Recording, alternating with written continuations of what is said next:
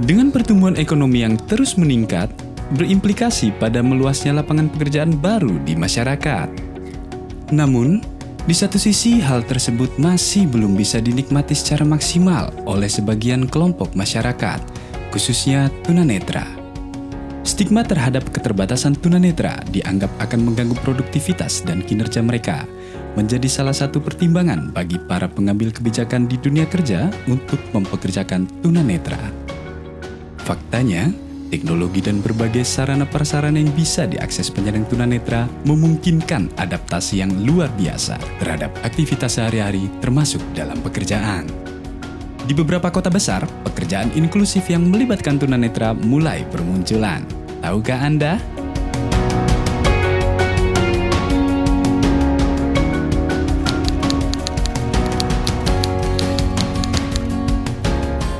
Perkenalkan, nama saya Alfian Andika Yudhistira.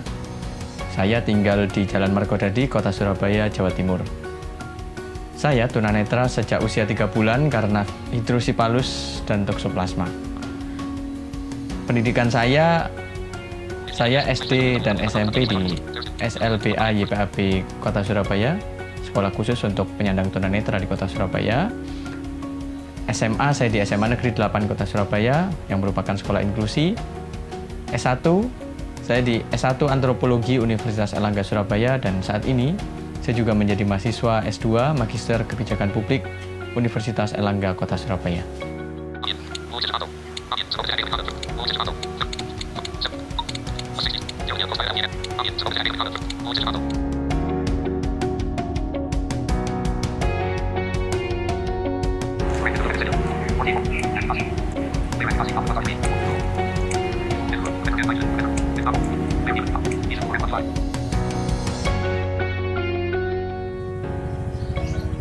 Pak Alfian? Iya, Mbak.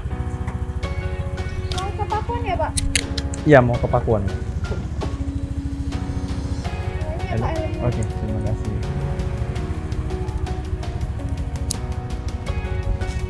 Oke, sudah, Mbak. Sudah? Sudah. Maaf ya, Pak. Yuk.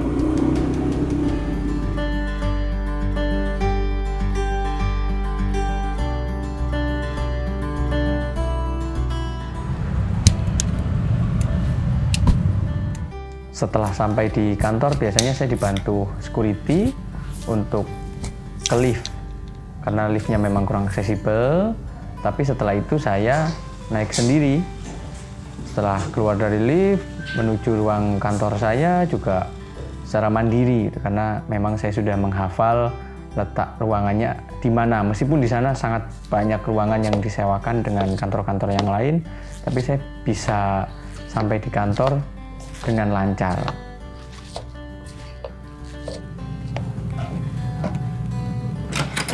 Halo. Hei. Ada 2 orang. Kamu naik apa? Ojek online biasa. Oh, bawa jajan nggak? Nggak ada, nasi juga nggak bawa, nggak bawa apa-apa aku hari ini.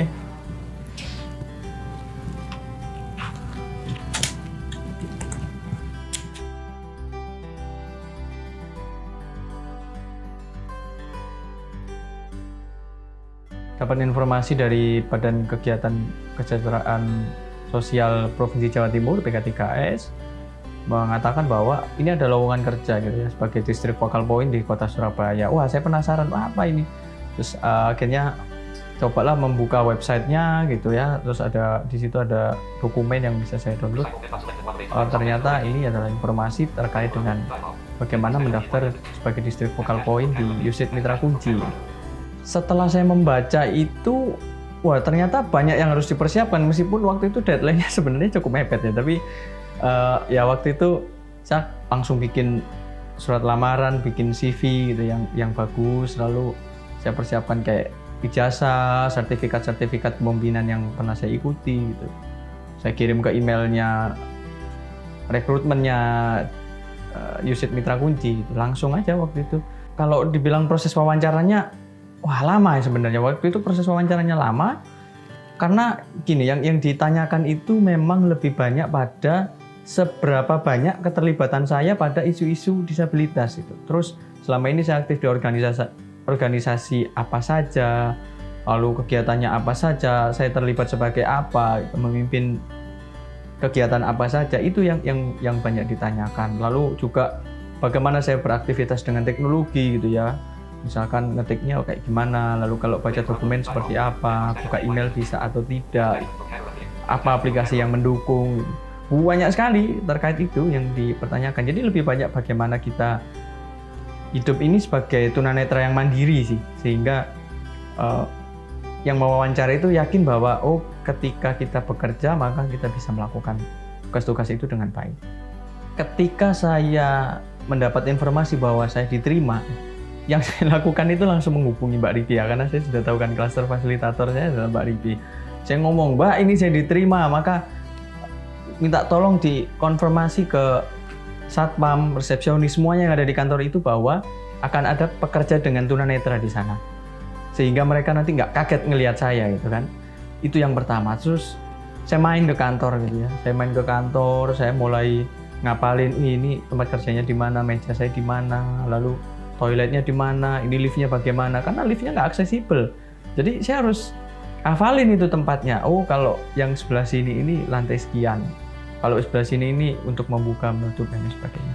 Itu betul-betul saya lakukan tiap hari gitu ya. Seminggu pertama jadi benar-benar menghafal. Waktu induksi saya harus jelaskan ke HRD bahwa laptop saya ini akan membutuhkan screen reader. Sehingga saya butuh tim IT yang bisa saya akan bantu dampingi tim IT itu untuk menginstal. Jadi bukan saya menginstal sendiri, karena harus ada password tertentu yang digunakan untuk mengakses laptop itu dalam menginstal aplikasi. Maka saya minta tolong tim IT untuk membantu saya. Jadi saya kasih aplikasinya, saya berikan tutorial bagaimana cara menginstalnya, jadi mereka yang melakukan itu. Supaya saya juga ikut mensosialisasikan bahwa supaya teman-teman ini juga tahu, begini loh caranya menginstal aplikasi screen reader untuk teman-teman tunanetra. Sebagai distrik focal point Kota Surabaya di USID Mitra Kunci Jawa Timur, saya bertugas menghubungkan teman-teman disabilitas, baik itu pencari kerja ataupun teman-teman yang mencari pelatihan, agar mendapatkan pelatihan yang sesuai dengan kompetensinya atau mendapat pekerjaan yang sesuai dengan teman-teman disabilitas itu sendiri. Selain itu, saya juga bertugas untuk mengkoordinasi kegiatan, misalkan pelatihan penggunaan IT untuk teman-teman tunanetra di Kota Surabaya, lalu bagaimana saya berkoordinasi dengan teman-teman untuk membuat forum grup diskusi untuk mendapatkan sebetulnya apa sih permasalahan-permasalahan disabilitas yang ada di Kota Surabaya gitu. Lalu juga event-event lain yang untuk meningkatkan kompetensi teman-teman disabilitas, untuk memperkenalkan teman-teman disabilitas dengan pemerintah kota, dengan perusahaan BUMN maupun BUMD atau perusahaan swasta lainnya. Saya Yovianus Tony, bekerja sebagai koordinator proyek untuk USAID Mitra Kunci yang bekerja untuk pemberdayaan ketenagakerjaan dan kewirausahaan bagi penyandang disabilitas. Saya di sini bekerja dengan Alfian ya, dia bisa mengerjakan segala sesuatunya sendiri, bisa menyiapkan dokumen-dokumen itu secara mandiri, dan itu buat kami lumayan terdorong ya untuk ikut bekerja lebih keras. Kami senang sekali bisa ada Alfian di tempat kami, dan hadirnya dia itu lumayan merubah banyak perspektif dalam kami bekerja ya. Kami jadi punya kesempatan untuk berinteraksi dengan seorang tunanetra yang bisa bekerja secara mandiri. Saya Budi Setiawan sebagai Monitoring and Evaluation Officer USAID Mitra Kunci Jawa Timur. Saya bekerja di kantor Jawa Timur bersama Alfian. Alfian ini adalah teman kerja saya, seorang tunanetra dari kecil. Jadi saya bekerja pertama kali dengan Alfian ini agak canggung karena pertama kali saya berinteraksi dengan teman tunanetra. Jadi Alfian ini pintar dalam hal IT dan cepat belajar dalam semua teknologi informasi termasuk di penggunaan aplikasi di HP Android. Jadi sangat mudah bekerja sama dengan Alfian dan sangat menyenangkan. Nama saya Catur Rukmiyanti, jabatan saya di USET Mitra Kunci sebagai Admin and Finance Officer. Saya rekan dari Alfian Yudhistira yang merupakan distrik focal point untuk kota Surabaya. Pengalaman saya bekerja dengan Mas Alfian itu merupakan pengalaman yang istimewa bagi saya. Karena baru pertama kali ini saya bekerja di sebuah kantor dengan teman tunanetra. Karena Mas Alfian itu ternyata mampu mengerjakan pekerjaan-pekerjaan sama seperti kita yang bukan penyandang disabilitas. Pengalaman saya dengan Mas Alfian yang membuat saya tuh kagum adalah keterampilan public speakingnya Mas Alfian. Mas Alfian tuh sungguh orang yang percaya diri dan bisa membawa berbicara, menyampaikan narasi atau sambutan di depan forum dengan sangat baik. Perkenalkan, saya Rosana Yuditya Ripi. Saya adalah klaster fasilitator untuk area Surabaya dan Sidoarjo di USET Mitra Kunci Jawa Timur. Saya punya teman kerja yang bernama Alfian Yudhistira.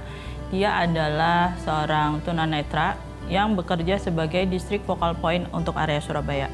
Terkait dengan kegiatan di lapangan, karena kondisi pandemi, tapi kita masih beberapa kali melakukan kegiatan di lapangan, Alfian punya rasa percaya diri yang cukup tinggi untuk dia bisa berinteraksi dengan kepala dinas, dengan kepala BLK, dengan teman-teman penyandang disabilitas lainnya, sehingga saya merasa nyaman-nyaman aja untuk membiarkan Alfian mengambil alih forum.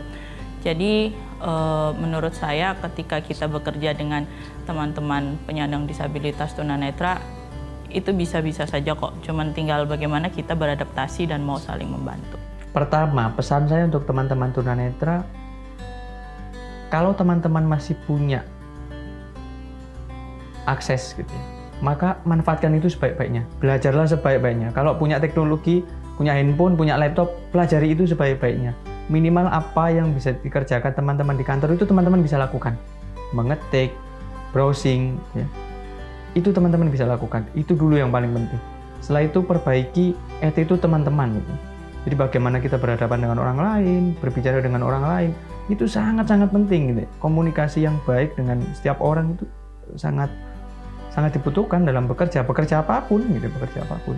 Lalu berikutnya kemandirian. Wah, ini juga penting sekali gitu ya, bagaimana teman-teman bisa kemana-mana sendiri, lalu adaptasinya mudah, itu harus bisa dilakukan. Yang kedua, untuk teman-teman pengusaha atau teman-teman siapapun yang punya yang bisa membuka akses lapangan pekerjaan, banyak yang bisa dilakukan oleh teman-teman tunanetra. Apalagi dalam urusan komunikasi, operator, telepon gitu ya, broadcasting, menulis, itu bisa dilakukan. Bahkan seperti saya dengan tugas lapangan berkoordinasi dengan banyak orang juga masih bisa dilakukan gitu. Jadi ya nggak perlu lagi ragu-ragu untuk mempekerjakan teman-teman yang tunanetra. Tentunya juga harus dengan kompetensi yang dibutuhkan perusahaan gitu ya.